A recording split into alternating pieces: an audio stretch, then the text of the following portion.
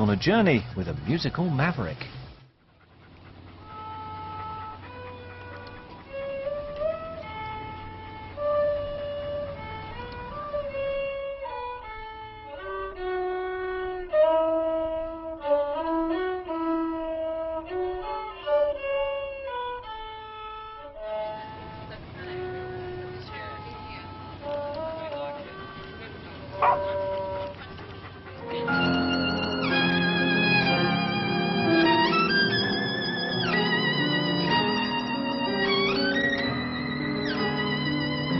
I've been invited by Nigel Kennedy, Britain's most unpredictable violinist, to follow him on a journey into the mountains of southern Poland. He gave us directions, but I've no idea what I'm going to find out when I get there. Kennedy's a one-off who defies expectations, and it's his mission to keep you guessing.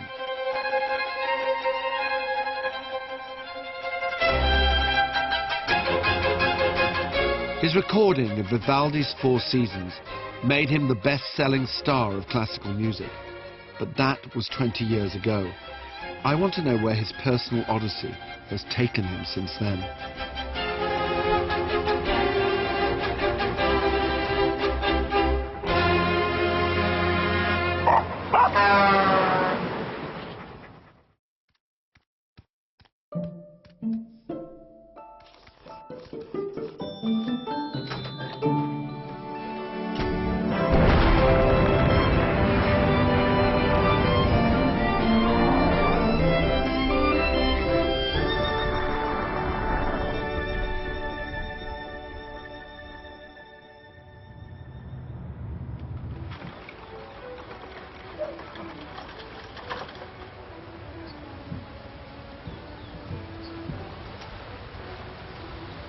Smell of manure and the sound of music.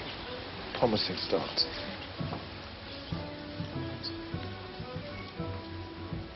This seems like an odd place for a prestigious music venue.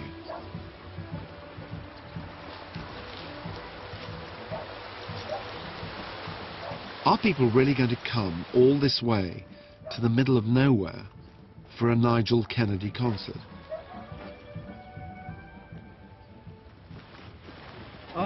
Kennedy's supposed to be hosting a Polish music festival on London's South Bank very soon. So what's he doing out here, just a few miles from the Slovakian border?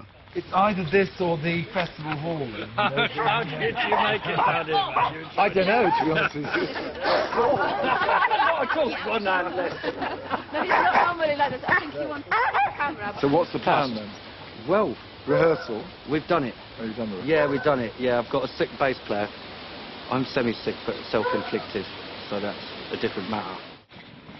We could be back in the early 70s. Yeah, it's a kind of Gorani Highlander vibe, man. And we come here and like we try and new shit out. And they come from everywhere, do they, to come here? Yeah, some people come in from, even from the land of the enemy, like Germany and that. You know, they're coming from there. I see the tribute to you here on the wall. Yeah, he's there again.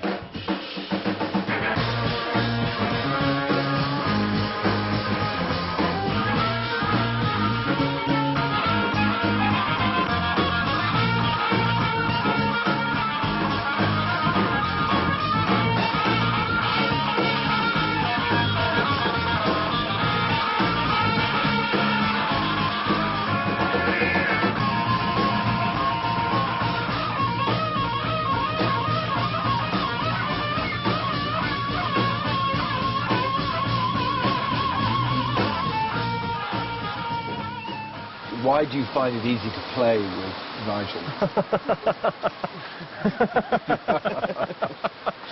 Cóż za pytanie. Nikt nie powiedział, że pracuje się łatwo.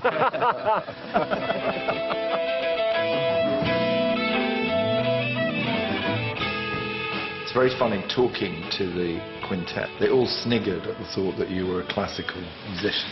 I think they don't really reckon I behave like one much. So what has Nigel taught you then? Fucking proper tough shit geezers.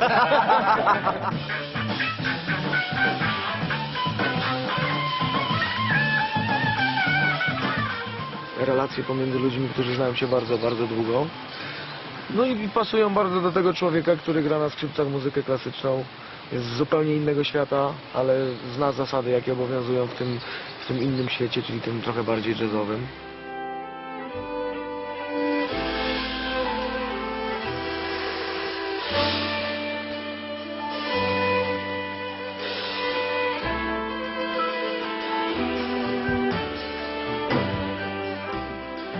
What makes you love this place so much? Why did you... Well, you know, it's just an amazing club with an amazing ethos for music. You've seen how many people go in that club.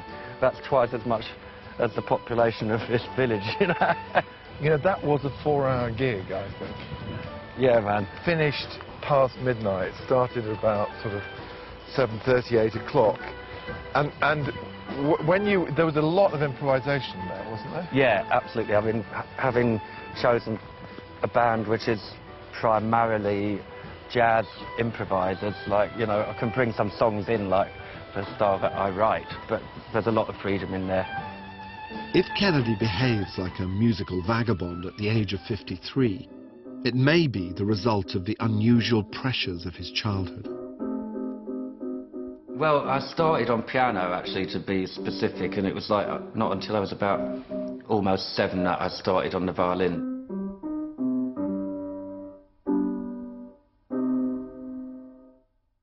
Nigel, that was simply terrific. Come up to my height now and let me have a word with you. Whoops. Well, now, for a 7-year-old, that was pretty good playing, I think. How long have you been playing the piano? 2 years. You also play the violin, don't you? Yes. And how long have you been playing that? 8 months. Which one do you prefer? Violin. Mrs. Kennedy, you must be very proud of your son. This is a very valuable scholarship he's just won. It's worth almost £4,000, I believe. Yes, it's the most wonderful thing to have happened because it assures his education for the next 8 or 9 years. I see he's got his violin, so let's see what he makes of that now. What about the influence of your mother on you?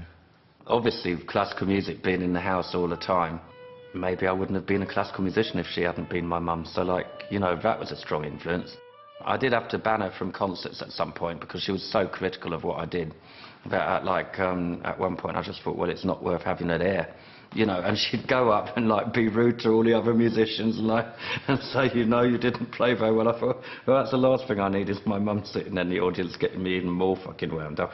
So, so for a period of about 3 or 4 years, like from about 19 until 23 years old, I just banned her from the gigs. I was teaching all the time when he was small, and he used to sit through all the lessons, I mean, from sort of the age of 2 onwards, and always wanted to come to the piano, and then I started teaching him, and felt he was exceptionally musical, although I wasn't sure if I was exaggerating it because I was his mother. So as a child, your mother's a piano teacher, so I take it you were sitting there in the cradle and the piano was being played. Well, yeah, there was a lot of stuff, like, going on, and obviously I was stuck under the piano and, like, heard this music at Led Zeppelin levels, you know, Chopin, Schubert, Beethoven, with all the bass coming out at the bottom of the piano. So maybe that's why I'm into it. I love a lot of bass, and, you know, maybe that's why I like reggae. My dad was leader of the Royal Philharmonic cello section when Beecham started the orchestra. He was the cellist that Beecham chose, so there is some kind of string cred behind me. My granddad was a cellist also, who played with Fritz Kreisler and under Toscanini as lead cello in New York. So, yeah, there's some kind of... People say third generation's meant to be the best, and hello.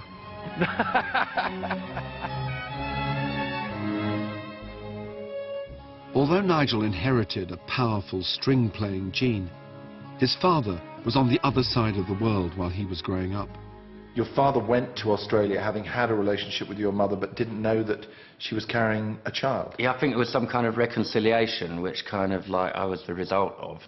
And she was actually, she was pregnant for a long time without knowing that she was pregnant, and then she thought she'd got a cancerous growth, and, like, it turned out to be me, and here I am.